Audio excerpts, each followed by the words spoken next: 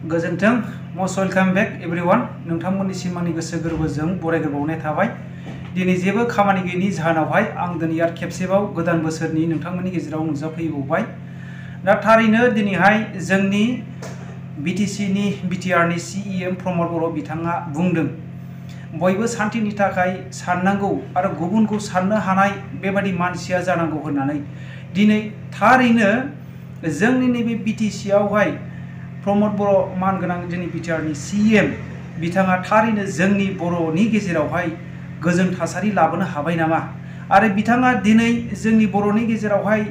गुबुनखौ हिंसा खालामालाबैनो दिनै बिथाङा दिनै जे सियाराव जिरायनानै दङ बिथाङा थारैनो मोनथावथाव बा गावनो जे मोनसे गनायजाथावथाव बेक्ति जानानै दिनै जोंनि बिटिसिखौ सालायदों नामा। नोंथांमोना नैबे गोदान बोसोरनि गेजेरजोंहाय मोजां स्टाडि खालामनायनि गेजेरजोंहाय नैबे भिडिअखौ नोंथांमोना खोनासंनायनि गेजेरजोंहाय नैबे बिथांनि गासै आवाजफोरखौ खोनासंनायनि उनावहाय नोंथांमोना कमेन्ट खालामहर। दिनै जोङो जोंनि बर'नि गेजेरावहाय आरो जोंनि माखासे दैदेनगिरिफोरनि आखल आखुफोरखौ जोङो बिजिरनो गोनां रायजो राजाफोर जोङो नैबे थांनाय समफोरावहाय जोङो बरबाद खालामबोबाय गोबांथार दैदेनगिरिफोरनि बाथ्राफोरखौ खोनासंनानै जोङो दिनै बिथांमोनखौहाय राजगाद्दियावहाय जिरायहोबाय। दिनै जे बिटिआर इमप्लिमेन्टेसननि गेजेरजोंहाय माखासे जे सान्थि सुक्ति जादोंमोन दिनै बिथांमोनहा नैबे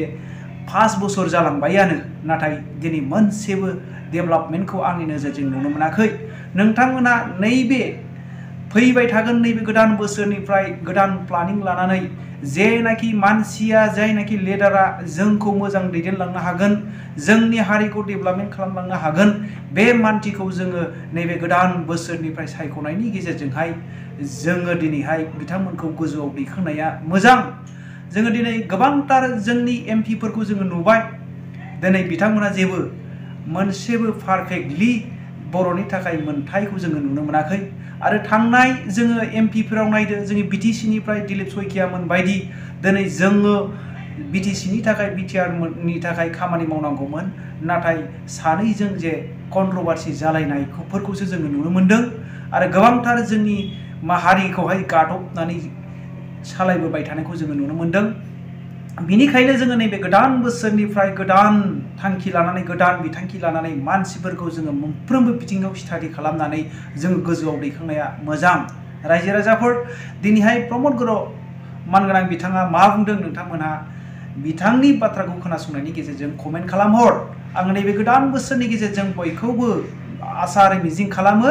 लिडारफोरखौ जोङो सिनायनानै गोजौआव दैखोनाया मोजां होननानै नैबे गोदान बोसोरनि गेजेरजों नोंथांमोन गासैबो खावलायहरदों। नोंथांमोना नैबे भिडिअखौ नायनायनि गेजेरजोंहाय कमेन्ट खालामहर।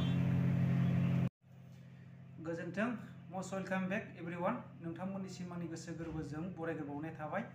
दिनै जेबो खामानि गैयैनि जाहोनावहाय आं दिनै आरो खेबसेबाव गोदान बोसोरनि नोंथांमोननि गेजेराव नुजाफैबावबाय। दा थारैनो दिनैहाय जोंनि बिटिसिनि बिटिआरनि सिइएम प्रमद बर' बिथाङा बुंदों बयबो शान्तिनि थाखाय साननांगौ आरो गुबुनखौ साननो हानाय बेबादि मानसिया जानांगौ होननानै दिनै थारैनो जोंनि नैबे बिटिसिआवहाय प्रमद बर' मानगोनां जोंनि बिटिआरनि सिएम बिथाङा थारैनो जोंनि बर'नि गेजेरावहाय गोजोन थासारि लाबोनो हाबाय नामा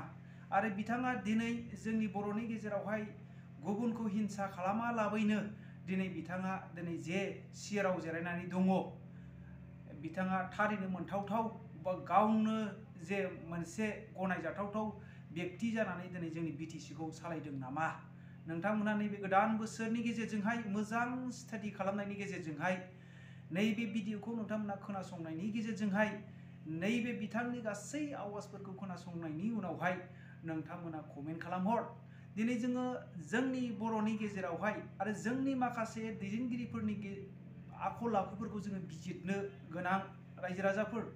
जोङो नैबे थांनाय समफोरावहाय जोङो बरबाद खालामबोबाय गोबांथार दैदेनगिरिफोरनि बाथ्राफोरखौ खोनासंनानै जोङो दिनै बिथांमोनखौहाय राजगाद्दियावहाय जिरायहोबाय। दिनै जे बिटिआर इमप्लिमेन्टेसननि गेजेरजोंहाय माखासे जे सान्थि सुक्ति जादोंमोन दिनै बिथांमोनहा नैबे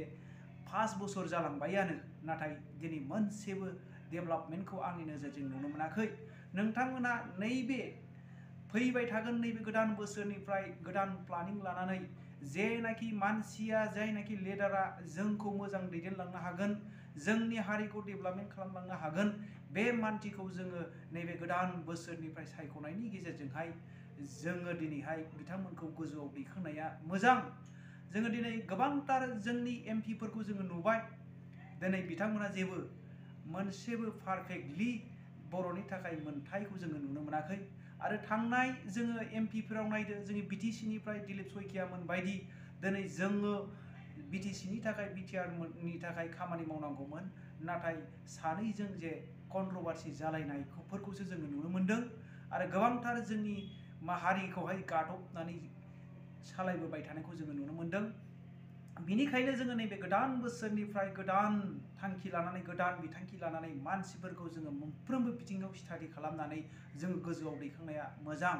रायजो राजाफोर दिनैहाय प्रमद बर' मानगोनां बिथाङा मा बुंदों नोंथांमोनहा बिथांनि बाथ्राखौ खोनासंनायनि गेजेरजों कमेन्ट खालामहर। आङो नैबे गोदान बोसोरनि गेजेरजों बयखौबो आसा आरो मिजिं खालामो लिडारफोरखौ जोङो सिनायनानै गोजौआव दैखांनाया मोजां होननानै नैबे गोदान बोसोरनि गेजेरजों नोंथांमोन गासैबो खावलायहरदों।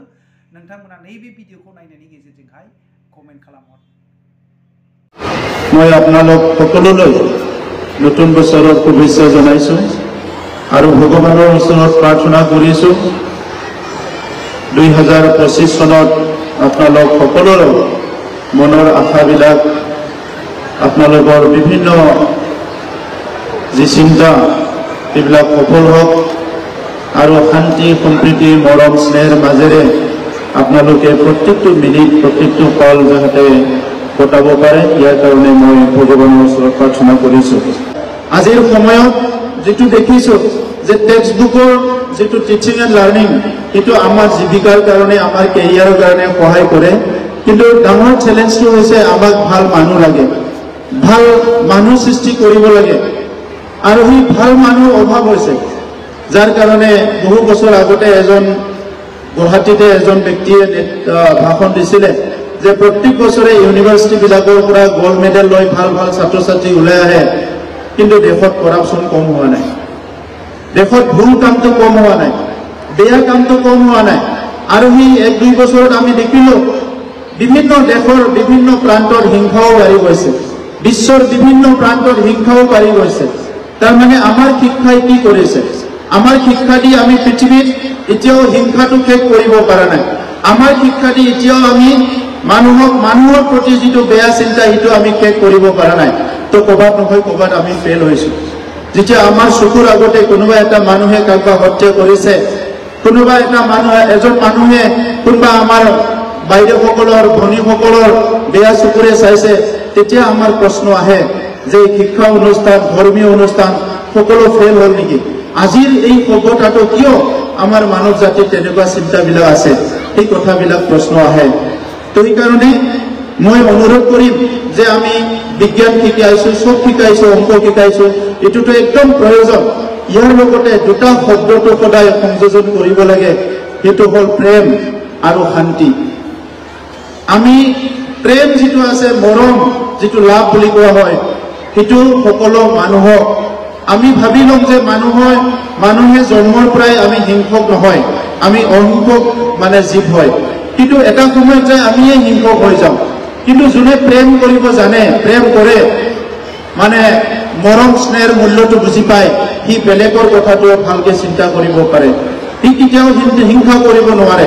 শান্তিৰ কথাটো তাক ভালকে বুজাই দিব লাগে অশান্তি হলে সমাজখন আগবাঢ়ি যাব নোৱাৰে দেশখন আগবাঢ়ি যাব নোৱাৰে এটা সময় দীঘলীয়া অসম আন্দোলন হল আমাৰ ট্ৰাইবেল মুভমেন্ট বিলাক হল এই অঞ্চলবিলাকত আমাৰ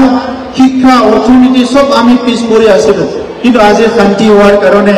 ইমান ভাল সুন্দৰ এটা পৰিৱেশ এই জাতীয় বিদ্যালয়ৰ পৰা বিশ্বৰ আগশাৰীৰ দেশবিলাকত যাই ছাত্ৰ ছাত্ৰী গৱেষণা কৰিছে ইয়াতকৈ ডাঙৰ কথা কি হ'ব পাৰে মইতো বিশ্বাস ৰাখিছো এই জাতীয় বিদ্যালয়ৰ পৰা এনেকুৱা আমাৰ ভাৰ্নিকুলাৰ মিডিয়াম যেটো ইনষ্টিটিউট আছে মাতৃভাষা শিক্ষাৰ পৰাই আজি যি সকলে ওলাই গৈছে সেই সকলে আজি দেশখন নেতৃত্ব দিব আৰু বিশ্বখন নেতৃত্ব দিব মোৰ বিশ্বাস আছে তো এই কাৰণে জ্ঞানটো knowledge is always level এটো আমি কেতিয়াও ভাবিব নালাগে যে জ্ঞানটো মই আনিছো এটো মোৰ তাতে আছে এটো নহয় বিজ্ঞানটো সদায় গ্লোবেল আপুনি যদি কিবা ভাল ইনোভেশন কৰিছে কিবা এটা ভাল সৃষ্টি কৰিছে এইটো বিশ্বৰ সমাজে ইয়াৰ লাভটো ল'ব পাৰিব আইনষ্টাইন কোন দেশৰ মানুহ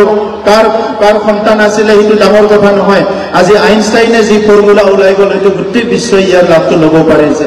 গতিকে আজিৰ সময়ত আমি আমাৰ ছাত্ৰ ছাত্ৰীয়ে গৈ আমাৰ এই অঞ্চলৰ পৰা গৈ কোনো যাতে সমাজৰ কাৰণে নেগেটিভ চিন্তা নকৰে এই কথাটো আমি মনত ৰাখিব লাগিব এটা যেটো হৈছে যে আপোনালোকে ইয়াতে কৰ্ম সংস্কৃতিৰ কথা লিখি থৈছে কৰ্ম মোৰ সংস্কৃতি মানে এই বিদ্যালয়খনৰ মূল মন্ত্ৰটোৱে হ'ল কৰ্ম মোৰ সংস্কৃতি আমি ৱৰ্ক কালচাৰটো ৰাখিব লাগিব